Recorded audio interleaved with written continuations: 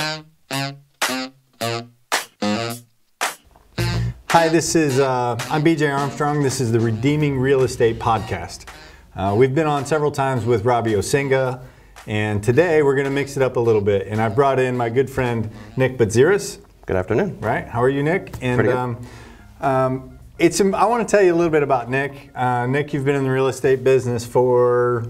All in all, about 18 years. 18 years. Mm-hmm. And tell me about your 18 years. You've worked for others, you've worked for yourself. Oh yeah, yep. I've run a brokerage before, did a lot of rentals through family and been around quite a bit. I headed the Landlord Association for a long time, so I've seen kind of all angles of it. Okay, awesome. And so through your experience, now you've picked up a new thing, mm-hmm. right? So you're mm-hmm. still selling, yes, yep. right? And you tell us about your new thing. What are you doing now? Now, education, focusing a lot on education.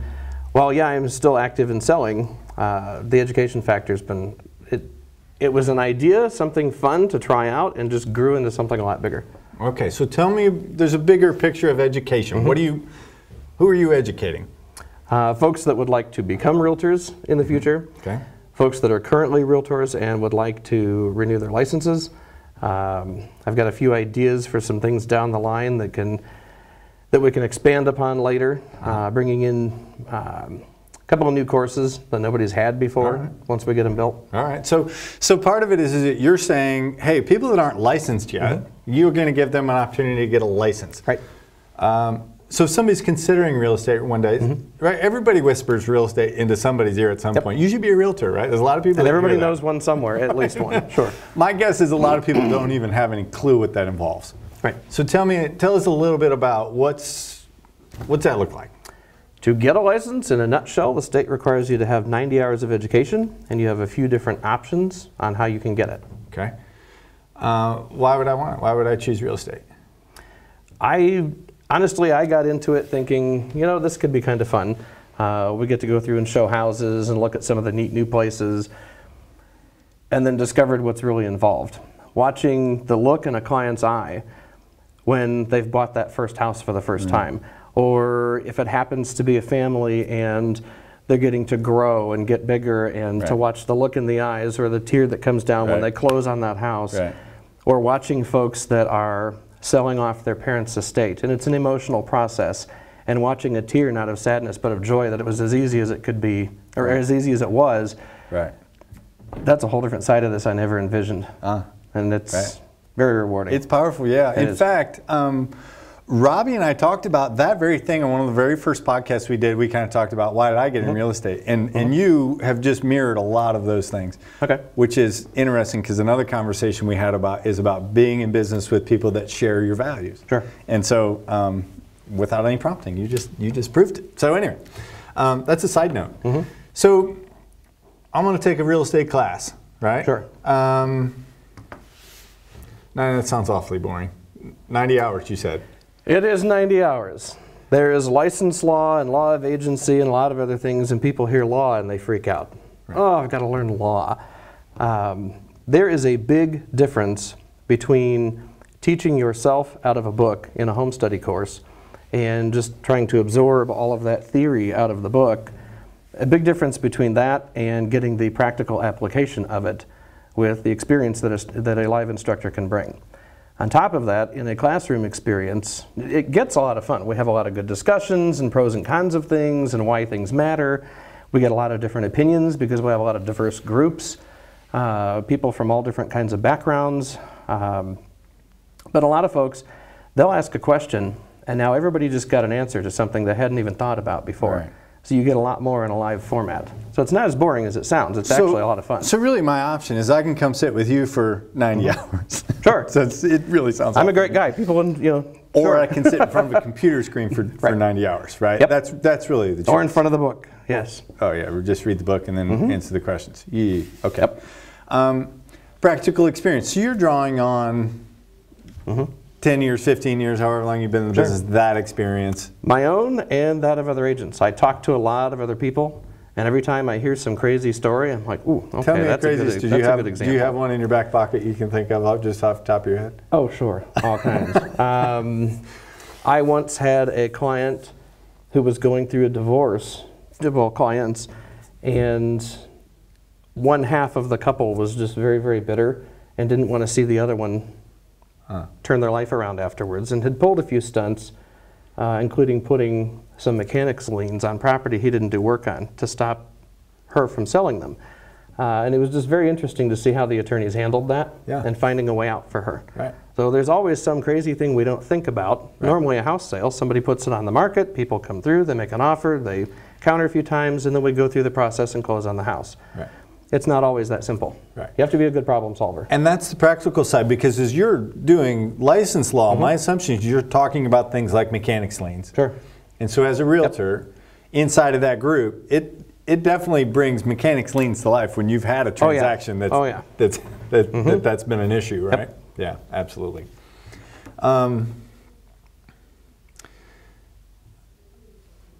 So there's that practical side. How do you teach? This may be an unfair question. How do you share your passion for real estate in that class? I think it starts to just kind of come out.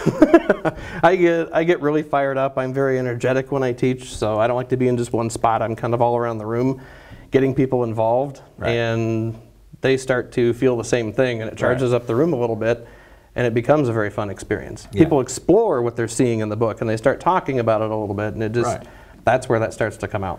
Another reason to get into it, I've found so many other more rewarding reasons, but on a side note, for folks that are exploring it, I don't know of any other career choice that you could ever make, any other industry that you could ever get in and just decide what you want to make. And decide at some point, you know what, I want to make more money this year. So you just do. Nobody else gets to decide what their boss is going to pay them. You get to give yourself a raise.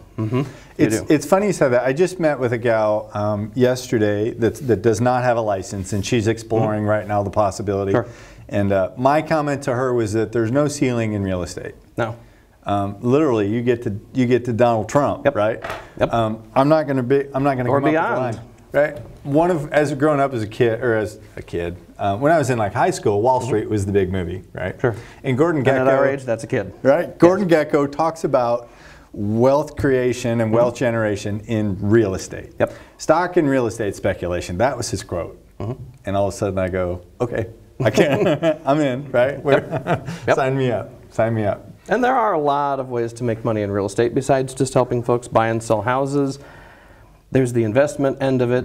There are a lot of other things that you can do. There's real estate counseling out there. So, yeah. And not all of that probably requires a license. Not everything, but it certainly helps. The license gives you the ability to really go after it, though. So it takes away any of the other limitations. Yeah, so tell me about time, because it sounds great to me to go make maybe $100,000 next year. How much time is that going to take me as a realtor? How much time do you want to put in? A lot of it is about doing the job as little as possible smartly. To get $100,000. That's good. Sure. Well, a lot of that is about doing the job smartly. A lot of folks think that you have to give up everything and never have any family time, and that's not true. A lot of times you just have to set an expectation for people. How much of that do you get into in your class time? A little bit. A little bit. Most of what we're focusing on is getting folks to the point where they can pass the state license exam. And once they've done that, then they can kind of relax their brain a little bit, and then we can take them through some other courses that will help prepare them to succeed in the field. But we touch upon a lot of it in class. So if this sounds appealing to somebody, right, and they just decide, all right, you know what, I'm just going to go the easy route. I don't really want to bother anybody. I don't want to spend whatever it is, 3 months or 4 months in your class. I want to spend 90 hours doing your class. Instead, I'll focus and be ultra disciplined and go do the online class in 2 weeks. Why would you tell me not to do that? Or to do that, for that matter? If you wanted to do that, it's because you can do it on your own time, and you could do it in a super condensed format. If you've got the time available, go spend it online or in the book and go through it and do it. The reasons not to do it, again, are you're just getting the theory out of the book. It's different if you have that practical experience coming into the classroom. Yeah, that's fair. Do you have any idea what the success rate is online? Like, so for the number of people that sign up to the number of people that finish? I don't have an exact number. I know what we have in the online class. What's that? No. But I do know what we have in the live class. We have a 100% success rate. 100%. And we have maintained it. All right. Every person has passed. So from the day they start your class, 100% finish your class, or like half of them drop out halfway through? Nope. 100% have finished. 100%. We have not yet had a single dropout. Not a single dropout. Nope. And even the ones that came in said, "Oh my gosh, I feel like I'm going to ruin your record," and they don't. They make it.